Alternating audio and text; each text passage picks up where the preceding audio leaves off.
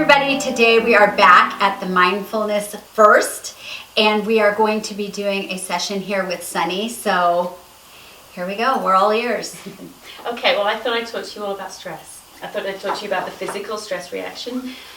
When we teach children in the schools, even the preschoolers, we teach them about brain science, because we find that once we show you what's happening in your body and in your brain when you're feeling stressed, then you have an aha and you're like, oh, I can totally control this.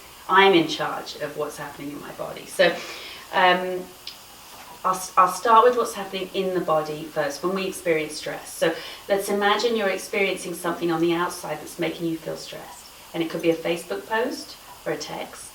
It could be your kids. It could be your husband. It could be your mother-in-law. I always say that. It could be anything, right? It could be traffic. Could be anything. So you're perceiving it as stress, and it comes into the body, goes up the nervous system and hits the brain.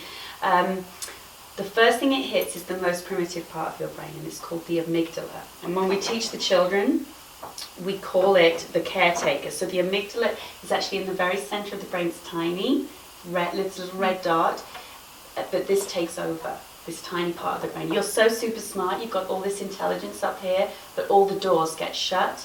You don't have access to this when you're stressed. When the stress hits the amygdala, it shuts down everything else and puts you into fight, flight, or freeze. So everybody has heard that before. So when we're in fight, flight, or freeze, it was designed for when we were part of the food chain.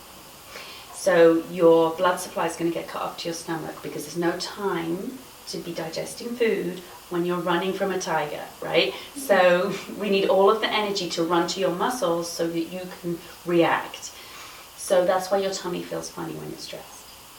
So, and then number two, all of your blood supply is going to go to your muscles and you are going to seize up and be tense. So think about this tension you store up here. That's just so you can run from an animal that's going to eat you. But really you read a Facebook post. So you have to put it into context. And then you have like emergency hormones running through your body, cortisol and adrenaline, things that you shouldn't be having running through your body in large amounts all of the time. And then the worst part, and this is the part I really want you to hear, is that your immune system becomes suspended when you're in stress mode. So, and this is what happened to me. So I had a physical and emotional breakdown as a direct result of living in stress for most of my life. And it was because my immune system was constantly suspended. And that's what made me so ill. I was so vulnerable to illness because of stress. So, because you don't need to heal anything, right? If you need to send all your energy to saving your life in this moment, your healing needs to stop, just like your blood supply to your stomach needs to stop. So all of those things happen all at once, and that all of that activity happened as a direct result of the amygdala being activated, putting you in fight, flight, or freeze, and shutting off access to the front of your brain here, the wise professor we call it with the kids. It's the prefrontal cortex. So we give them the parts of the brain cute little names when we teach the kids, but it's just the same. So it's just the same. Mindfulness is going to be the same whoever we're teaching. So the next step for you to understand is that you can regulate this just by focusing on your breathing. It's as simple as that. So you can send a message to your amygdala that everything is okay just by taking a deep breath. Taking the focus away from what's happening just for a moment and focus on I'm breathing in, I'm breathing out. And that alone, taking the time to move your body slowly, taking the time to focus on something else other than the Facebook post or the text or the whatever it was that stressed you out, sends a message to your body that everything's okay and pulls you out of that stress mode and gives you a space in which to decide how you're going to respond as opposed to react. And that's the stress cycle. And that's what's killing the Western world. Think about it. Well, what about, let me ask you this, what about if, so say that the rush that you talk about, like it happens and it goes through your whole body, so once it's already gone through your body, you're still able to stop and focus on the breathing and that'll make it be done? Yes, it doesn't matter where you are and what's happening, there's always a choice. You can always make a choice. I'm at a point now so I've been doing this for 6 years, practicing mindfulness for 6 years, and practicing mindfulness with my reactions. And it's not just about the breathing. I spend a lot of time quietly noticing how all of the aspects of my body feel, all of the emotions from anger to happiness. I know how it feels before it even happens. So as you progress with your mindfulness practices, as you do these exercises over and over, there will come a point where you will feel anger, shall we say. You'll feel it before it even starts. It'll be a twinge in your stomach, it'll be a twinge up here, and you'll be able to take that deep breath and change everything in your body before it even happens. Good, because I can't feel it before it happens. Yeah, me neither, right. That's why I was like, I feel it, you know. just happens. Yeah, it just happens. Yeah.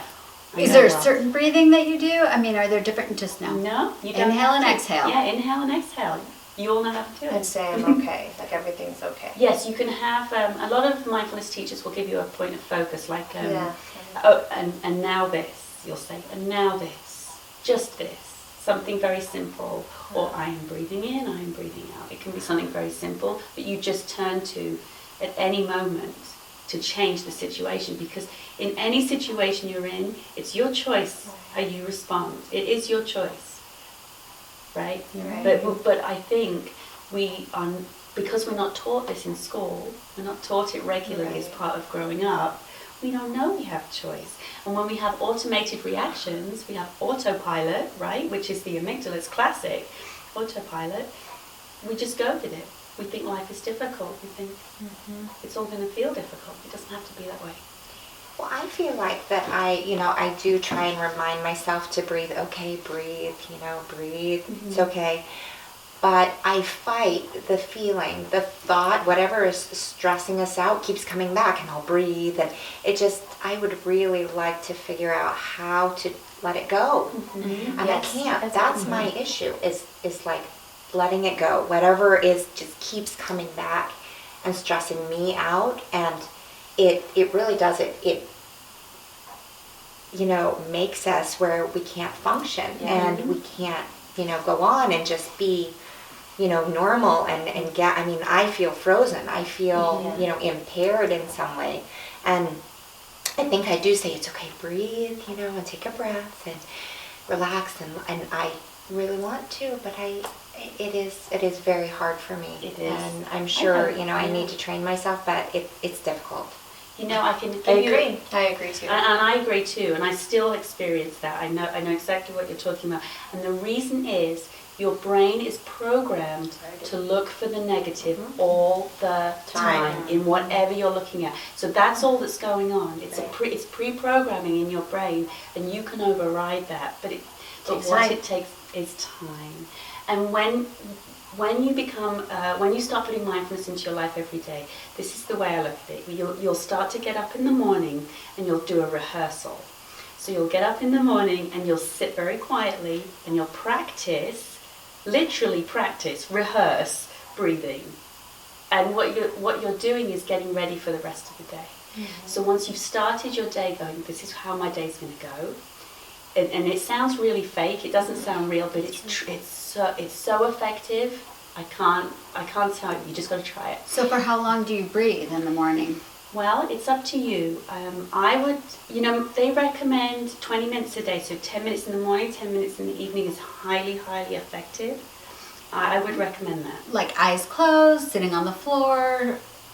I would recommend down? sitting on the floor. I think what's most effective for most people is to have a place, a space in your home that's, for want of a better word, sacred.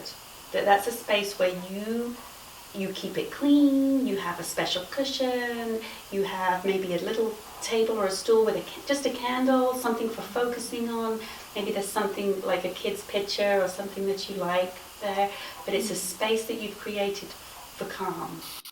For more information, go to www.mindfulnessfirst.org. Have a great day, everybody. Bye.